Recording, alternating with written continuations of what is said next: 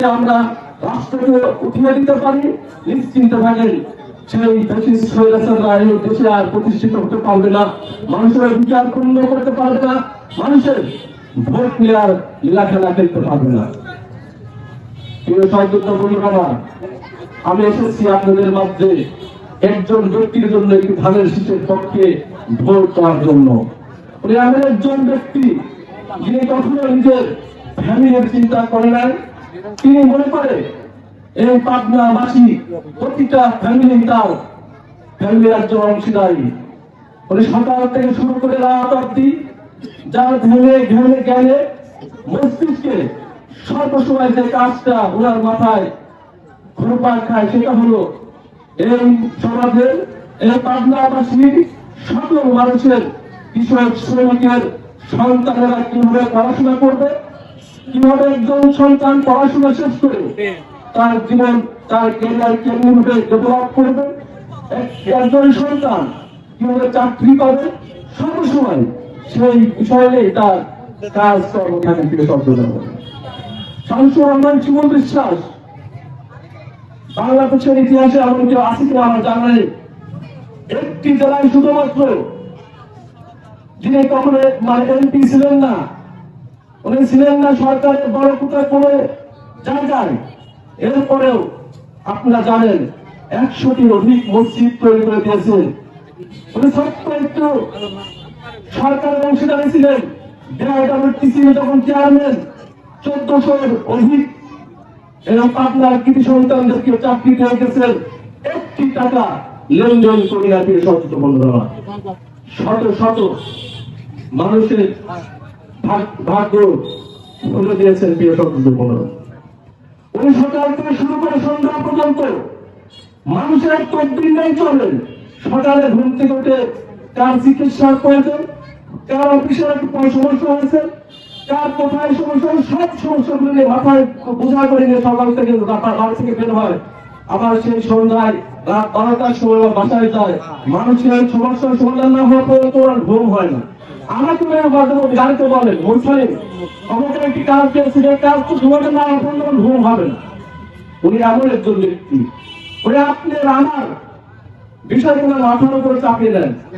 উনি কখনোই নিজের কি হবে নিজের চিন্তা কখনোই করেন না। একজন একজন ভালো মানুষ, এমন একজন বট গাছ আমরা পেয়েছি। এই বট গাছটাকে যদি আমরা বাঁচিয়ে রাখতে পারি, আমরা আমাদের বট গাছকে ভুলে দিতে পারি, আমরা তো জাতীয় সংসদে এই ব্যক্তিকে পাঠিয়ে দিতে পারি, আপনারা নিশ্চিন্ত থাকবেন এই পাবনা হবে বাংলাদেশের সবচেয়ে উপজেলা। শুধুমাত্র আপনাদের একটু ভোট, আপনাকে ওরা কোনো কিছুতে তাদের একটু ভোট দিতে হবে। আপনি নিশ্চিন্তে থাকবেন এই পাবনা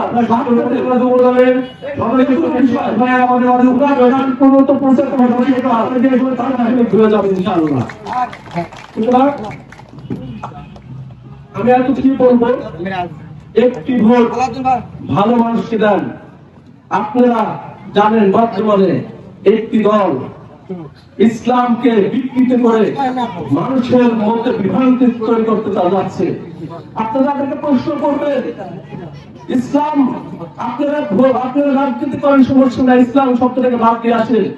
এই জন্য বলবো, আপনারা যখন ইসলামের কথা বলবেন, ইসলামের নিয়ম অনুযায়ী চলতে হবে। ইসলামকে বিকৃত করে নয়। ইসলাম কখনো করি নাই যে লা ইলাহা ইল্লাল্লাহ মুহাম্মদ রাসূলুল্লাহ বাদ দিয়ে লা ইলাহা ইল্লাল্লাহ দ্বিতীয় দাবি করলে এটা ঈমান থাকবে না।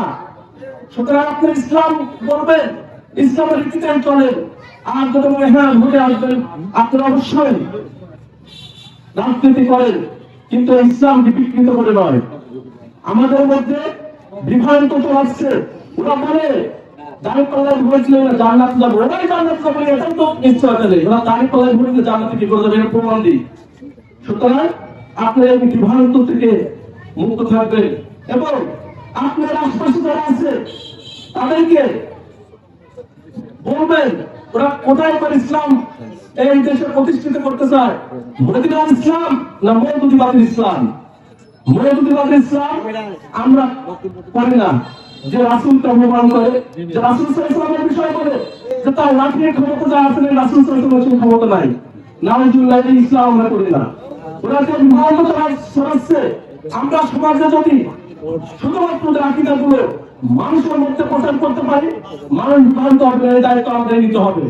সুতরাং আমাদেরকে লক্ষ্য রাখতে হবে এই ইসলামকে দিয়ে যেন আমাদের বিভ্রান্ত না করতে পারে।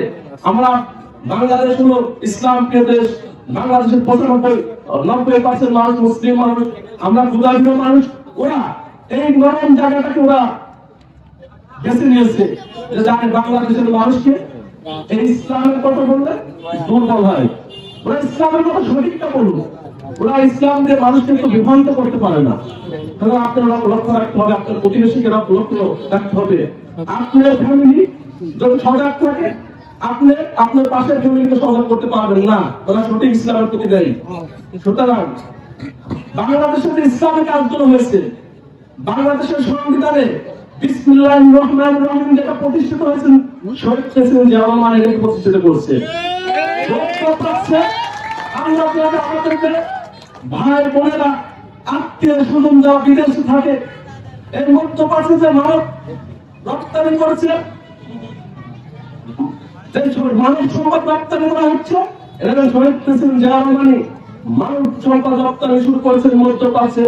মধ্যপ্রাচ্যে নিম গাছ একটি সৌদি আরব একটি গাছ লাগিয়েছিলেন, ওনাকে সৌদি আরব থেকে বলা হয়েছিল আপনাকে বড় ফুটবল করে দেওয়া হবে। উনি বলছিলেন আমাকে কি উপকার করে দিবেন, আমার গরিব দেশ, আমার দেশের সন্তানেরা কর্ম নাই। সুতরাং আপনি আমার দেশে মানব সম্পদ আছে, সেই মানব সম্পদ দিয়ে আমাদের দেশকে ডেভেলপ করার অংশীদারি হন। সুতরাং আর কথা বাড়াবো না, এত কথাই শেষ কথা। আপনার যে একটা মূল্যবান ভোট আছে, এই ভোটটা ধানের শীষের পক্ষে, ধানের শীষকে দেয়।